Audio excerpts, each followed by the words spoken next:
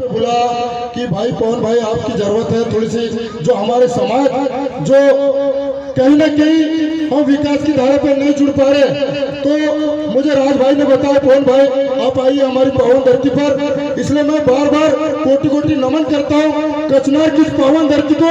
आपका अपना पवन कुमार भाई सलाम करता है, नमन करता है। मेरा नाम पवन कुमार आके है और मैं रहने वाला ग्राम आमला, मेरा छोटा सा गांव है। और कहीं ना कहीं मैं भी जब जीने से उठ के गया था तो मुझे एक दर्द दिखा कि यार मतलब कहीं ना कहीं हमारे ग्रामीण अंचल के बच्चों के अंदर टैलेंट सब कुछ तो रहता है, लेकिन उनको सही समय में मार्गदर्शन नहीं मिल पाता कि करना क्या है, वो रास्ते से भटक जाते हैं। तो मैं निरंतर, आज मुझे 3 साल हो गए मैं आर्मी के क्षेत्र में काम कर रहा हूँ और आज कहीं ना कहीं 21 बंदों को मैंने 3 सालों में सिलेक्शन दिया। ये मेरे लिए एक बड़ी गर्व की बात है। और मैं सर्व समाज के बच्चों को ट्रेनिंग देता हूँ और मेरे मार्गदर्शन से 18 आदिवासी बंदों के घर पे चूल्हा जला, ये मेरे लिए बड़ी गर्व की बात है। मुझे खुशी होती है और मैं हर कर्मचारी अधिकारी से ये कहना चाहता हूँ कि जिस समाज ने नाम पहचान दिया हमारे समाज ने, उस समाज को कभी मत भूलो, क्योंकि हमारी पहचान जो हमारे समाज से है, हमारी जो पहचान है वो हमारे समाज से। हमें गर्व से कहना चाहिए कि हम उस मिट्टी के लाले जो यहाँ पे हम राजा हुआ करते थे हमारे पूर्वज, हमें गर्व होना चाहिए। तो मैं इसी कड़ी को आगे बढ़ाते हुए सभी सम्मानीय बुजुर्गन मातृशक्ति भाई बहनों को मैं नमन करता हूं और आगे अपनी बात रखता हूं। मैं यही कहना चाहूंगा कि आज जो हमारा आज कहीं ना कहीं 10 साल पहले हम देखते थे कि हमारा समाज जो था इतना विकास की ओर आगे नहीं था। आज कहीं ना कहीं संगठन के माध्यम से, सामाजिक जागरूकता के माध्यम से जगह जगह हमारे जो समाज सेवी जो काम कर रहे हैं वो बड़ा अच्छी बात है। और कहीं ना कहीं हमारे लोग हमारे हक अधिकार की बात करने लग गए। मैं चाहता हूँ कि हर गांव में एक बिरसा मुंडा विचारों पर चलने वाले व्यक्ति होना चाहिए कि नहीं होना चाहिए। आज अगर आप गांव पे बिरसा मुंडा की विचारधारा पर चलेगा तो हमारे समाज के साथ कभी शोषण नहीं हो सकता। मैं सभी युवा पीढ़ी से बार बार कहना चाहता हूँ, आपको अगर वास्तव में समाज में बदला चाहते हो तो आपको आगे आना होगा। जब तक आप आगे नहीं आएंगे हमारे समाज का विकास नहीं हो सकता। और शिक्षा वो हथियार है जो हम अपने हक अधिकार की बात कर सकते हैं। हमको अगर वास्तव में तो अपने हक की लड़ाई अगर जीतना चाहते हो तो हमें सबसे पहले संविधान को पढ़ना होगा। हम लड़ाई क्यों नहीं जीत पाते? क्योंकि हमें नॉलेज कम होता है। हमारा शोषण क्यों हुआ? कि हमारे लोग को शिक्षा से वंचित रखा गया और आज भी वही हो रहा। आज इस कोरोना महामारी सबसे ज्यादा शिक्षा से वंचित कौन है?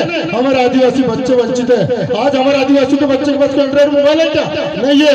ये इनकी सोची समझी साजिश है जो सत्ता पे मनुवादी सरकार बैठी है। वो नहीं चाहती कि हमारा समाज आगे बढ़े। इसको हमको गहन अध्ययन करना पड़ेगा। हमको सोचना होगा, हमारे समाज के बुद्धिजीवी लोग को सोचना होगा कि हमारे समाज की शिक्षा की धारा विकास की धारा में कैसे लाए। हमको सोचना होगा और इसके लिए माता शक्ति आपको विश्वास देना होगा जो वास्तव में हमारे समाज के लिए लड़ रहे हैं। जो राज भाई यहाँ पे काम कर रहे हैं उसको जरूरत है उसके साथ में खड़े रहने की।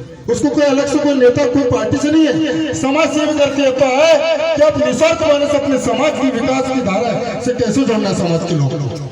इसमें कोई पार्टी को कुछ भी नहीं रहता है। हमारा काम होना चाहिए। आज ये छोटे छोटे नन्हे मुन्ने बच्चे, इनका भविष्य को देखो, ये आगे चल के क्या करेंगे। आज स्कूलें बंद हो रही है। हर सरकार यहाँ पे बैठ के वनों को निजी कर रही है। ये जंगल हमारा था, हमारे वनों से बेदखल किया जा रहा है। ये बड़ी साजिश है। इनकी साजिश को समझो। हम एकजुट होकर होंगे तो हम लड़ाई जीत सकते हैं। लेकिन आज निजीकरण हो रहा है। हमारे साथ कौन प्रतिनिधि कर रहा है? ये बड़े सामंजस्य की बात है। अगर हमको कोई झूठा फसलाता है, कोई प्रतिनिधि आता है, वो कोई भी पार्टी का हो, अगर हमारे समाज के साथ नहीं खड़ा है तो उसका डायरेक्ट बहिष्कार करो। आपको बहिष्कार करना होगा, सबको मिलके करना होगा कि नहीं करना होगा।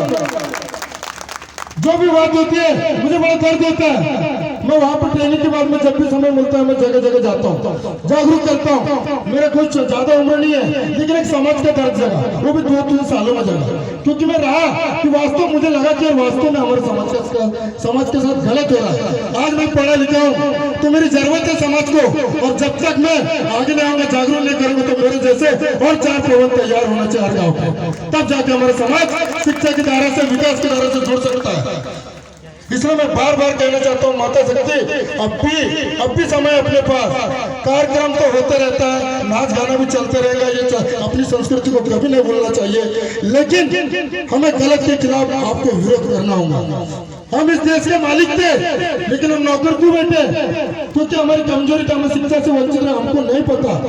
हम अपनी लड़ाई जो होती है संवैधानिक हक अधिकारों के आधार पर नहीं लड़ पाते, हम डायरेक्ट रैली फेरी आवाज करते हैं। लेकिन जिस दिन हम हक अधिकार एक संवैधानिक दायरे पर हम सब एकजुट होकर लड़ेंगे, तब सरकार को भी लगना चाहिए वास्तव में हमारे समाज के लोग एकजुट होकर हम अपनी मांग कर रहे हैं। क्योंकि शिक्षा को भी इनकी जो प्लानिंग है, शिक्षा को भी निजीकरण करना चाहते हैं। हमारे लोग इतने सक्षम नहीं है, वो कहाँ से पढ़ाएंगे प्राइवेट स्कूल में? प्राइवेट स्कूल को फीस देगा 50,000 1 लाख रुपए, कहाँ से देगा आदिवासी बच्चा इतना पैसा? सब निजीकरण कर देंगे। वक्त आने पर सड़क पर उतरना होगा। जब तक हम सड़क में नहीं उतरेंगे, इन मनुवादी सत्ता पर जो लोग बैठे हैं इनको ताकत बताना होगा कि हम आदिवासी समाज राजा थे और राजा बन के रहेंगे। मैं वही कहना चाहता हूँ, ज्यादा अब आगे अपने विचार ले